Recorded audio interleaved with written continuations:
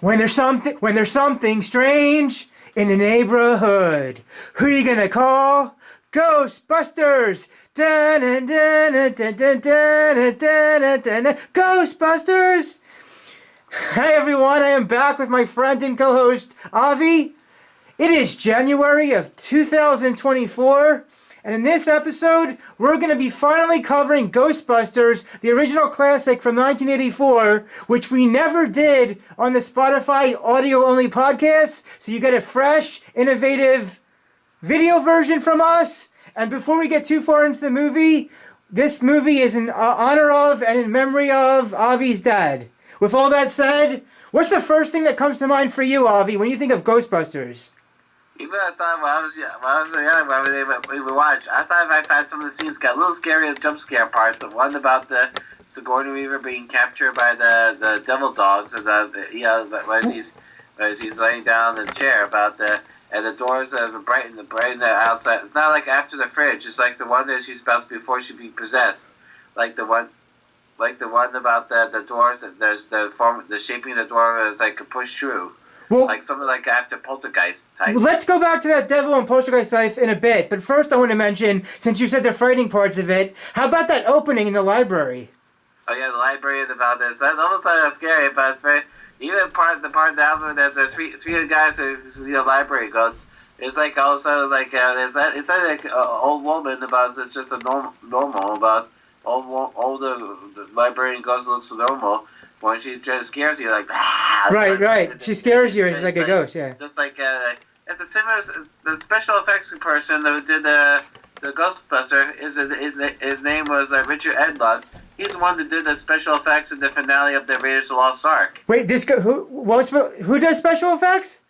Richard Edlund. Oh, I don't know who that is. You just educated me on it. He's a special effects guy. Oh, nice. He's responsible for the climax of Raiders of the Lost Ark. You know, the one that releases all the spirits and the clouds forming a shape. Wow, nice. So they're both 80s movies. And when I think about both of those mentioned, both this movie and the one you mentioned, is in the 80s, it was very like the 1980s had movies that were quite like practical. Yeah, the practical effects, the stories, the fresh ideas of all these different kind of 80s type movies have something unique and really connective to it for people that like all kinds of 80s movies. And thanks for naming that special effects person, because I didn't even know that he did all that. He did also the special effects in the Big Trouble in Little China. Oh, right, that 1986 movie there, yeah. Right. And so also what I like about this, Dad likes about everything is all ad-libs or improvised. Yeah, I do like that there's lots of improvisation, and which parts were like ad-libbed? Like the one about before they capture the Slimer at the restaurants, but when the Ghostbusters to flip all the tables to make room to set up the trap about, then the Bill Murray said, wait, I always want to do this. And when you pull the tablecloth about all the utensils, then the flower's still standing. Nice. Yeah, that's one of his own lines in the script. That's cool. I like how there was a lot of improvisation. I have a big bit of trivia in my head, is that originally they wanted Eddie Murphy to play the fourth Ghostbuster, I think, but he wasn't available because of... Even there's Ernie Hudson took over. We're gonna get to Hudson in a sec, but they originally wanted Eddie Murphy, but he was too busy with Beverly Hills Cop. Beverly Hills Cop, yeah. Now speaking of what was the name you just mentioned? Beverly Hills Cop? No, the other actor. Ernie Hudson? Yeah, Ernie Hudson. I want to talk about what I find to be three underrated character aspects of this movie. Is one, Hudson does great as the fourth Ghostbuster, so I consider the Hudson Ghostbuster underrated, as well as Rick Moranis as that nerdy character. Right. Rick Moranis. Right, yeah. Rick Moranis is that nerdy character there, and the receptionist, whoever that plays that receptionist. Annie Potts, Rick Moranis, and Hudson all do a great job in this. Yeah, and you know Annie Potts' other roles. She's in with John Hughes, Pretty in Pink. You mentioned that, I believe, in another podcast. Yeah. Yeah, and also she's the voice of that Bo Peep in Toy Story franchise. Yes, she is that also. For me, she's more the grandmother in the Young Sheldon show. Oh, young children, and also and she stars in a sitcom, the one about the designing women or something. Oh, that's cool. That's cool. So yeah, so she was in a number of things like that. That's cool. Right. So like you said, that guy did a lot of the special effects for these movies. I think the special effects in this '84 Ghostbusters, the special effects was really, really well done. And what's my favorite part that Dad likes about is a Stay Puft Marshmallow Man. Oh, that's a good choice. That's a nice choice there. Yeah, definitely. So the marshy muff. What is it called again? Puft Marshmallow Man. Yeah, I can't pronounce that, but they use that like towards the end of the movie during the New York scenes, it's right? It's one of the Gozer disguises. Yeah. You don't want to think anything what makes you scared about it could shape shifting. Right, exactly. Right. Just like Stephen King, It. Right. It is besides Pennywise the clown. The clown can also form any of what you're mostly feared of. Exactly. I like that whole scary like elements of those parts of it. Yeah. Now before we get too far into this movie, just to keep it current, this is the 40th anniversary of this movie because we're now in 2024, believe it or not. And one more thing about 2024, there's another next Ghostbusters movie coming out in just a few months. Frozen Empire. New York is facing some kind of like a ice age moment. Yeah. The teaser trailer for Frozen Empire looks intriguing. So it looks like it might be somewhat entertaining of some kind for anybody. But yeah, Frozen Empire comes out like end of March, beginning of April. Okay, great, cool. What other parts of Ghostbusters '84 stood out to you? Well, sometimes stood out to me these are about how they had to make all the commercials about you have trouble sleeping you're ready to. Oh yeah. That's right. They were doing the commercials before they added on the fourth Ghostbuster.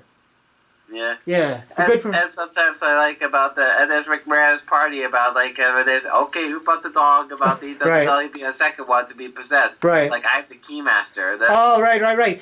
Speaking of which, when you mentioned all that parts about Rick Moranis, now you can go back to what you were saying about the devil part of the female character and the whole poltergeist. Go into all that.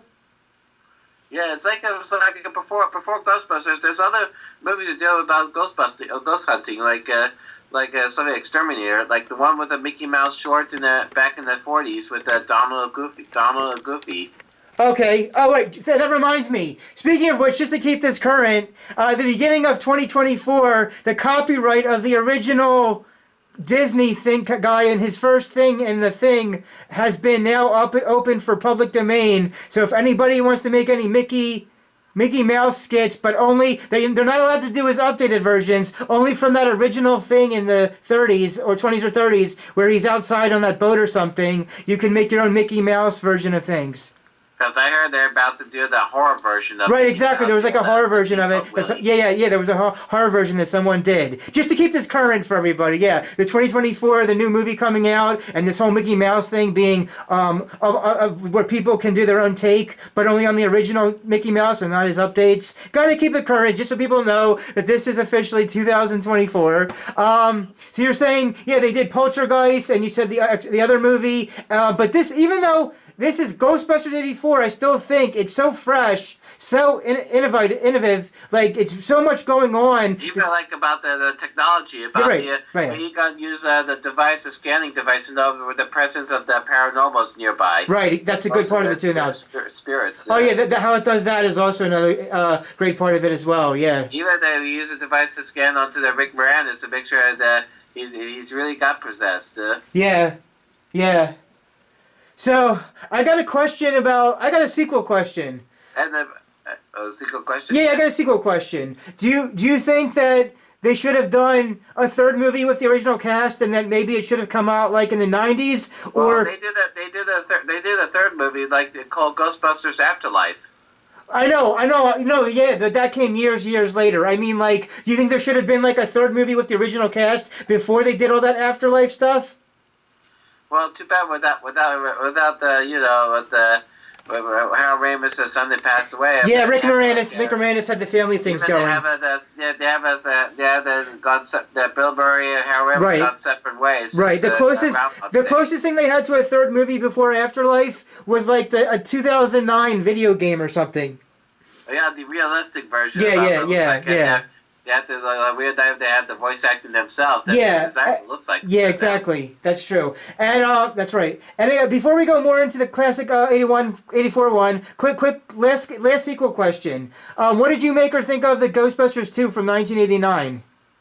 Well, sometimes I have mixed feelings about. This is all about the stress. Yeah, I don't think 89 one was okay, but it was definitely not on par on the first one. And I really don't like when the people try to take male type series characters and do a female spin on it, because Ghostbusters 2016 was a very downwards, not good.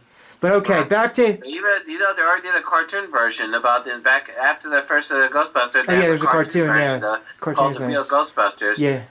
Not to be confused, there's another cartoon called The Ghostbusters, the one with the aviation pilot and the gorilla.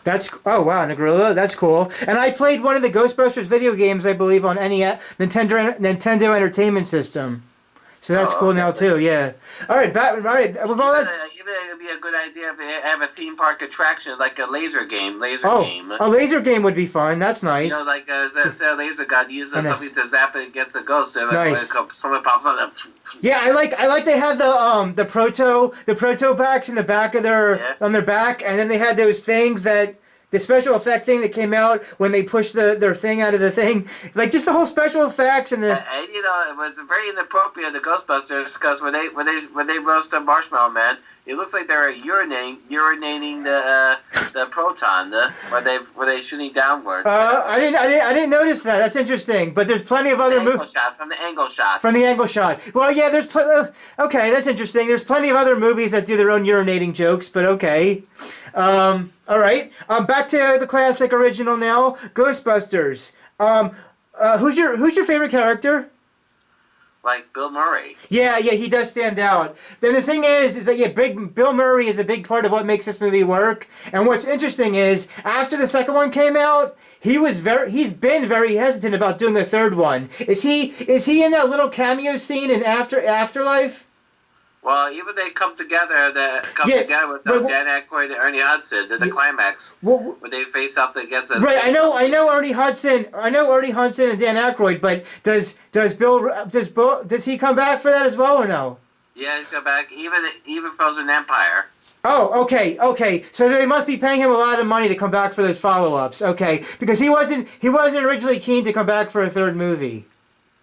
Yeah, even too bad that Rick Moranis wasn't acting much around since the 90s, or even the last time he does is voice acting in 2003 Brother Bear, a Disney animated film. Right. Yeah, I like him. I like him mostly as the Darth something in Spaceballs. Yeah, Dark Helmet. Dark Helmet in Spaceballs, and then I like him and after. Also, he's in Honey, I Shrunk the Kids. That was going to be the other one I like him in, is Honey, I Shrunk the Kids. And I was quite amusingly entertained by Honey, I Blew Up the Kid. Yeah, and also, he's also in the movie musical, the Little Shop of Horrors. Oh yeah, and that part of the Little Shop of Horrors too as well. And then Bill Murray's in it too. Oh really? Okay. And yeah, speaking of which, also back to Bill Murray for a sec. I like his performance in Lost in Translation. Yeah, it's beginning about this dramatic turn. Right. Yeah, the dramatic turn there. Mature role, something mature. Yeah, exactly. Even when he collaborates with all the Wes Anderson movies. Yes, that too. I never got into that director, but yeah, that's true. That's true as well. But this movie, we were almost going to do it in the Spotify podcast, but it never ended up happening. But even though the Spotify audio-only podcasts are now deceased and long gone, I do like that we have everybody for us to talk about it in this video type version. Also, do you know the very common situation about that same year as Ghostbusters, about the release in '84, the feature film, it takes place in New York. That same year, '84, there's a comic book debut of Ninja Turtles. Oh yeah, Ninja Turtles, the comic book came out in 1984. Yes. Because that's what is very common. Like four members of takes place in New York City. You don't have to remind me, because listen, when I grew up, I was born in '85, so I grew up with the Ninja Turtles. They came out the comic book in '84. Then they had the animated show in '87, and then movie wise, movie-wise, nothing has ever surpassed the original first movie, in my opinion, and many other people's opinions. The first movie in 1990 was the best they ever made. That kind of thing. Yeah, even like older, still like a rubber suit, wearing a rubber suit, but they're still allowed to do more special effects to take care of. I liked all the practical effects in that too. These movies and how they work the practical effects. I think that CGI more modern, updating like CGI for most movies don't look too well, but practical effects back with those movies worked really well in my opinion. Practical over CGI. And one last thing about Ninja Turtles before we go back to Ghostbusters. If anybody hasn't already yet caught it, we did podcast video versions of the first three '90s Turtle movies, so you can catch that in the catalog if you haven't caught those yet. And so yeah. One thing I like about the scene about Ghostbusters, they went to them. Before that, they went to jail for the since they've been falsely arrested by Walter Peck in the jailhouse. It's very a little distracted about what they had collaborated with the other prisoners about where they read about read the map about what becomes it was Book Central parts. Does that actor always play a dick in all these movies? He was in Die Hard, right? Yeah, Die Hard, and also he's in the Real Genius and Walter. What's his name? I forgot his name. I know, but we know who we're talking about. Yeah. Does he just play? He's also in Steven Spielberg in the Sugarland Express. Oh, that too. So does he always mostly play an annoying character in all these type of movies? What? Does he always usually play some sort of annoying character in all these movies? Some character actor. Oh, so he's like a character even actor. Rumor says he's going to be back again in Frozen Empire. Who's he going to play in Frozen Empire? Walter Peck. He's coming back as that character. That's interesting. Maybe if he has a redeeming Okay, huh. Oh, as a redeeming way? In a redeeming way? Wow. But yeah. For bad guys, and he needs to get some second chance start to believe in himself. Wow. Okay, yeah, because Frozen Empire, the teaser trailer for Frozen Empire makes it look like it's somewhat interesting there, you know? So. Yeah. And I saw William Atherton. That's other roles he's in. I saw him as something like a good guy role, but in the miniseries called Centennial. It's based on James Michener novel. What is that? What's that novel about? It's a western about a western miniseries about development about how that becomes forming of America in the early days, and then it's like a multi-generational story. Okay, so he plays a good character in that type of thing. Interesting. Okay, nice. All right, Ghostbusters. So we talked about the special effects, the practical effects. We talked about some of the characters. So it's about ghosts, obviously, because Ghostbusters. Let's go back to the jail prison scene for a sec. What else stood out to you about that jail prison scene they were in? Because even though where they read about the diagram maps, where they found out the history about the Gozer worshippers, about even distracted is all because the prisoners had to cooperate together without very menacing. They just play along, Right, I get that. Yeah. Even about the mayor scene. It's with the mayor scene. Yeah. That's true. Yeah. About what is it about the apocalypse coming, about there's a fire brimstones, human sacrifice, dog and cats living together, bath hysteria. Bill Murray. Yeah. What did you make of Bill Murray and Sigourney Weaver's relationship? Well, that's a very funny part, because Sigourney Weaver in the past she used to just does a serious drama. But actually, she wants to do something comedy about. This is her first. This is one of her first comedies, yeah. Yeah, and then sometimes very almost sometimes I very the battle of wits each other until it looks like it gets serious in the end. Right, exactly. Good point there. And so also about even voice, and also Dad's favorite scene about Ghostbusters when they confront Gozer about that. That's like, are you a god? I said no, and. I like your delivery of that kind of I stuff. found out who voiced Gozer is the one who voiced the Flotsam Jetsam, the eels in the Little Mermaid. Wait, what happened? Say this again. The one who voiced Gozer about the voice of Gozer, she's the one who voiced Flotsam Jetsam, the eels that works for Ursula in the Little Mermaid. Oh, that's interesting. Okay. That's it's a very identical voice. I like your delivery of those lines. Sounds like I'm Princess Reagan McNeil. Yeah, exactly. One other special effect aspect I really like also about this movie is what's that big green CGI type thing? Is that called Slimer? Slimer, yeah. Yeah, any scene that Slimer's in, I'm like, wow, Slimer, the sound and the special effects, how it looks, it's like, wow, this is a pretty interesting movie to watch all that kind of stuff for.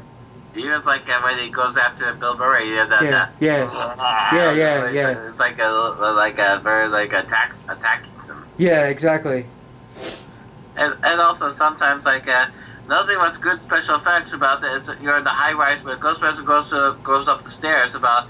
It's like the background of the all the way up the stairs, like very matte painting about it takes all again early special effects to go all the way up matte paintings even when they're at the top of the building about when the camera zoom out about they sort of walk in what's left of Dana's room about it's like that's where you scale out all the background is also fake. Okay, yeah, that's true. Yeah, not like before screen type. Right, exactly, yeah. And so also another thing was, do you know that I found out a trivia about the statue of the devil dogs? It's actually a real design of the you can find in Philadelphia in the old church. Which old church is this in Philadelphia? Old church in Philadelphia is a statue of devil dogs, before it comes to life. Wow. Okay. Cause it's very hard to. If I knew about it, it looks like it's very old, long time ago. They must have put in the movie section props about lost and found. Oh wow, interesting. Okay, that's a lot of stuff there. Before we continue, I just want to tell the audience that after Ghostbusters 40th anniversary, we'll be covering the 30th anniversary of the Jim Carrey classic, The Mask. Coming up next is The Mask from 1994. All right, yeah. Ghostbusters. Okay, here we go. I like. They have their suits. They have the whatchamacallit packs and pack, yeah, and then also the car. The car is kind of cool too. Their Ghostbusters car. Oh yeah, Ectomobile. Yeah, that vehicle car. Originally based on like an ambulance. Yeah, it's pretty cool. That's how when they open the back door. That's when you slide something out. It's like Yeah, I like how they go and slide down the pole. They slide down. Oh yeah, if you're going to New York. That's where they have the real Firehouse exterior shots. Oh, nice. But inside, they actually filmed it in Los Angeles. Of course, yeah.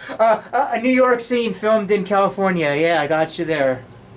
Even the hotel thing about also they filmed in California. Oh, nice. Yeah, the hotel stuff that was well done. Yeah, this movie it's scary in some parts, but it's mostly a comedy for the most part. Even the filmmakers thought it's originally supposed to be an audience for the audience, audience for adults to watch, but right. They didn't know the kids like it because they loved all the special effects and the cool gadgetry about right, and the gadgets too. The gadgets too, and this got what, like a PG rating, what? I think. This got PG, PG, yeah. This was around the time where 1984 they came out then with the new Spielberg's new PG-13 rating. You mean the one with the Temple of Doom? Yeah. But it still retained PG, but you thought it's a time for them a new rating. So right. But actually, our first PG-13 rating is actually Red Dawn. Right. The Red Dawn is there as well. Yeah, Red Dawn. All right. And so anyhow, and also what I like about this about the scene about they had to shut down. Yeah, Walter Peck wanted to shut down the protection grid about like. That's that same scene. Yeah, I remember that scene. That was a good scene there too. Yeah. Yeah, And even like this is it. This is a sign about that in the ad sign about going out of business. Oh yeah. I really think you. I think you do the lines of these movies really well. What other lines from the movie can you do? Let's see, like about the about Tweaky lines. Sure, that works. Those lines work too. Whatever you got. Lines from the movie. What about a Tweaky? What about a Tweaky? Go on. See, let me find a Tweaky line. All right. All right. Here's one about this city is headed for disaster of biblical proportions. What do you mean, biblical? What he means is Old Testament, Mr. Mayor. We are wrath of God, the type stuff. Exactly. If fire, brimstone, coming down the skies, rivers, the seas are boiling. 40 years of darkness, earthquakes, volcanoes, the dead rising to the grave, human sacrifice, dogs and cats, living together, mass hysteria. All right. Enough. I get the point. Very, very well delivered. What else? Right. Let's see. Just relax. Lie down there. Relax. Put your hands on your chest. What I really like to do is talk to Dana. I want to talk to Dana. Dana, it's Peter. There is no Dana. Oh, there's only Zul. Oh, Zuli, you nuts. You know, now come on. I want to talk to Dana. Dana, just relax. Come on, Dana. Can I talk to Dana? There's no Dana, only Zul. What a lovely singing voice you must have. And, but you're the voice who did the voice of the Slimer and the Zool. Is a really voice belongs to the director Ivan Reitman. Okay, that's interesting. Didn't he also recently pass away? He did. Okay. Okay. Let me find this. Did Ivan Reitman also do Groundhog Day? Well, he did not get involved in it. About he neither does produce. He also directed the Stripes and the Twins, Kindergarten Cop, Dave. Most he does is producing. Yeah. I didn't really see most of Dave, but I think I saw most of those other movies. He also is a producer. Like he produces like the adult animated film in '81 called The Heavy Metal, and produced Space Jam and Beethoven and Up in the Air and and also Animal House. Okay, you named a whole lot of movies right there just now, so it's a lot to take in, but that's a lot of information. But okay, a lot to take in there. All right, so let's see, Ghostbusters. What else do you think the audience? If anybody who's never seen the Ghostbusters '84 before, the classic original Ghostbusters '84, if an audience member has never seen it yet, what makes you think they should? What scene or scenes or characters makes you think they should see this Ghostbusters movie? I've seen the character. It's like go to the hotel part. Oh, okay. Remind us what happens in that hotel part again. Well, even when they first tested about the experiment about Potopac. And they practiced it in the hotel. Yeah, the X-ray shot they saw as a ghost is actually a cleaning woman. We thought it was somebody else. Successful test. Nice. Now was the courtroom scene in the original or the sequel? The sequel, Mom. Okay. The sequel. Yeah, the sequel. What was interesting about the sequel is they had to stop negative energy by going down in the sewers. In the sewers. So the scary part of the sewers is about they would play each other with their echo. Let's say an echo. When it's Winston's turn to say hello, but no echo, then it sounds like if you scare enough, you scare in the basement sometimes. So you're good at those lines and sound effects. Pikes. Say it again. Because even if you turn to say shout something, no echo, then wins. Something makes you spook. Okay, so you're good at sound effects. And there's the one with the dead heads on their pikes. Nice. All around them. That's nice. Wow. Yeah, you're good at remembering all that kind of stuff. Yeah. Yeah, Bill Murray's definitely a standout in this movie on the way he says his lines and everything. Okay. Good, you're here. Yeah, what do you got? This is big, Peter. This is very big. There's definitely something here.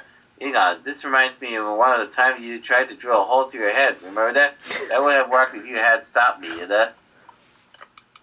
Nice. Some more 50 lines to look for. Yeah, some more lines, sure. Let's do some more lines. Okay.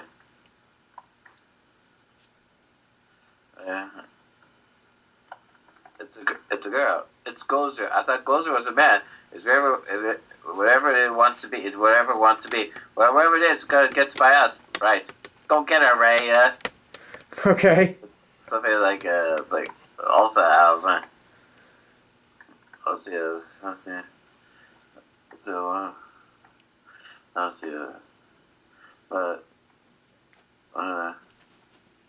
24 hours a day, 7 days a week. No job is too big. No fee is too big. No job. Okay. So the commercial like something about montage about. Even they have one with the late Larry King. Oh, what happened with Larry King? He passed away also. Right, I know he passed away also. Yeah, the commercial scene on the montage about as a radio. The commercial scene was done well. The commercial scene was done well. The montage as a montage. Oh, nice montage, nice. Oh, speaking about montages, I don't really like those in TV shows. Like you should. I don't like episodes that don't have any new story to tell. But okay. Montage they show where they go catch one Ghostbusters to one ghost after another. Oh, that part's okay then. Not the montage of that TV show. Oh yeah, there's two different things. Okay, thank you. Yes, we are now. Wait, in a few seconds, we are now officially 31 minutes in. We're 31 minutes in. So, what else do you think the audience should know about Ghostbusters 84? It has a meaning about like it has a meaning where the ghost came from about how the ghost came to New York City. Where did they come from? Well, maybe it's supernatural. They can't cross over. Like even don't cross the stream. Oh, okay. Yeah, I mean, I like that they have the techie device. That whole box thing. The box thing grabs the ghost when they get that box thing going. The trap thing. Yeah. Yeah, this movie was really, really. I would say it's very entertaining. I would say we already talked about the special effects, the practical effects, some of the characters. I don't really know how you would summarize the story for this exactly, but it's them trying to cast ghosts, even if the city doesn't think it needs it, but it seems to really affect the city. Then it had an okay sequel in '89, but then they were trying to get a third movie off the ground in the '90s and 2000s. That never happened. But then the 2009 video game was kind of like the third movie until the kind of waylated third movie of Afterlife, and then like we said, Frozen Empire is going to come back in a few months from now. I would safe to say that we would give this movie an A rating, an A of a rating. I give it an A rating too. Yeah, letter grade of an A for a rating for sure. Yeah. All right, we're almost 33 minutes in. What else do you think the audience should know before we start to wrap this one up? Well, sometimes very hard to know about it's something like. What I like to know about something about how you invest about and something is because you got what's his name Harold Ramis and Dan Aykroyd got the idea why they wanted to make the Ghostbusters because they also could realize they also could involve us researching paranormal research. Okay, reaching into the paranormals was part of it, yeah. And also Gozer is a real name about they mentioned the word about in the one about Enfield poltergeist in Britain about there's the words written on the wall. Okay, that's interesting. That's a lot of trivia right there. Okay, that's cool. Yeah. And so let me try to get the Tweaky line about. Oh yeah, let's get some more lines in. Okay.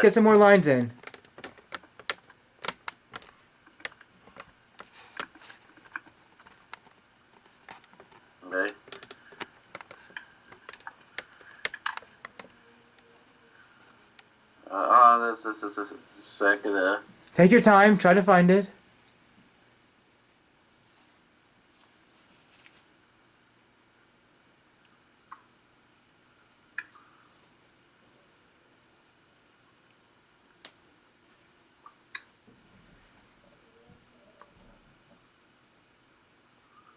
Let's see. This is gonna be somewhere around here. Okay.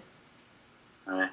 While you're looking that up, even though this doesn't mean anything to the audience, I just want to let you guys all know that if everything serves me correct, this is the very first time that Avi and I are ever recording a movie discussion podcast episode on a Sunday. We've always done it during regular weekdays, but this tonight is now the first ever time we're ever recording on a Sunday, which I find very interesting for never doing it till now. Even this guy, Harold Ramis' character Egon is the only one that never smiles in the film. Yeah, it's not part of his nature as a character. He just doesn't want to smile. Well, he does smile like in real life. Oh, yeah, obviously he smiled in real life, but I think his character. There's a original casting choice about Chevy Chase was originally supposed to cast as Egon, even along with John Candy is supposed to as Louis Tully. I think I heard things about both those actors, yeah. But as far from them almost doing it, but as far as his character is concerned, I mean, obviously in real life he smiled, but I think he as the character didn't really that smiling was part of his personality too much. Right. Okay. Here, I got it. I'm worried, Ray, but boy, it's getting a crowd in there. And all my recent data points to something big on the horizon. What do you mean, big? Let's say the Twinkie represents all the psychokinetic energy in the New York area. According to this morning sample, it'll be a Twinkie, 35 feet long and weighing approximately 600 pounds. As Ray coughs in disbelief, that's a big Twinkie. We could be on the verge of fourfold cross-rep, a PKE surge of incredible, even dangerous proportions. We just got a visit from Environmental Protection Agency. How's the grid holding up? It's not good. Tell them about the Twinkie. What about the Twinkie? I like how you deliver all these movie lines. Really, really entertaining there. Nice. All right, we're officially 36 minutes in. So, what are your final thoughts and opinions on Ghostbusters 84 40th anniversary? Well, even though if you hear something like the song says about, despite this as a song by the Ray Parker Jr., but that song, the theme song, is actually they believe it's a plagiarized from the other singer named Huey Lewis. I think I saw that about the plagiarizing one part. Yeah, but it's such a standout theme song. That's how I had to bring it in the episode with that. And there's something strange in the neighborhood. Who are you gonna call? Ghostbusters! Even the music video of the Ray Parker, they have all the original cast that come dance behind them in Times Square. That is so cool. That sounds really awesome that they all did that. Nice. So they did the same dance routine in the animated version of the real Ghostbusters in the end credits.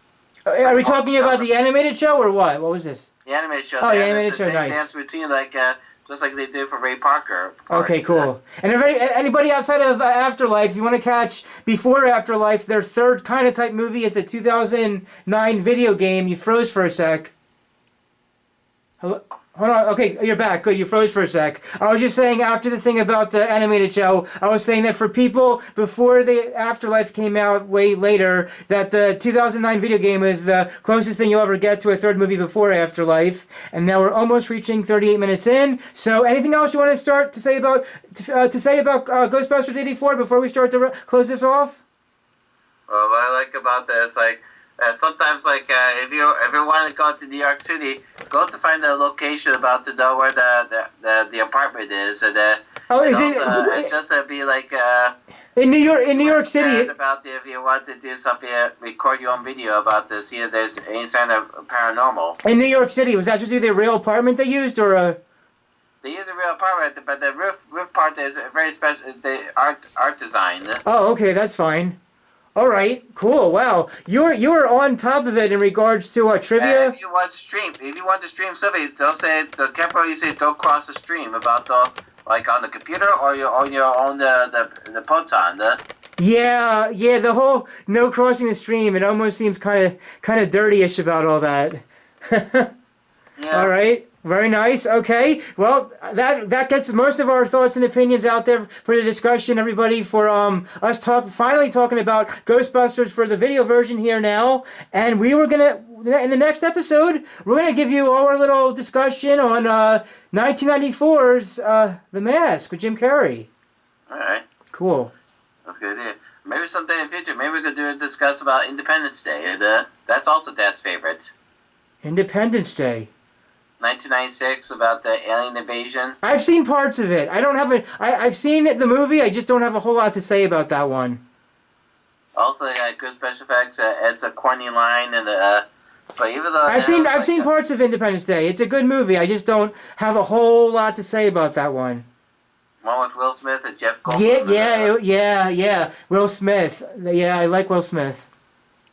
Yeah, it was a. The only thing I can tell you, since we're not doing Independence Day, that the biggest thing about that movie that I thought is the president's speech. The inspirational speech. Yeah, the inspirational speech there. Yeah, but yeah, I definitely like Will Smith. So yeah, we are now officially 40 minutes in. I hope you liked all what Avi had to say about Ghostbusters. You had a lot of trivia in there. You do really well whenever you do the lines and quotes from these movies. Stand out how you deliver those lines, and we're gonna see you guys in next up in The Mask. So, see you guys in the Mask episode. All right. Cool. Well, thank you. Sure. Good night. And if you're scared about the ghosts of about like something in your closet or the banging noise next door, just think about something like get the song in your head to get scared away.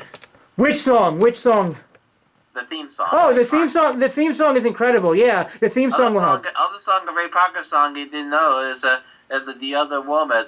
I'm in love with the other woman. I have to. It's still a blue. Which song is that again? The Other Woman. But who's it by? Ray Parker. Oh, I'm gonna have to look that one up later. I'll look that one up. It's not going to say 82. That like 2 years before the Ghostbusters. Oh, okay. I'll have to look that one up now. That's fine. I'm gonna give my concluding lines here. Or maybe someday there's another dad's favorite that we could discuss about in the future.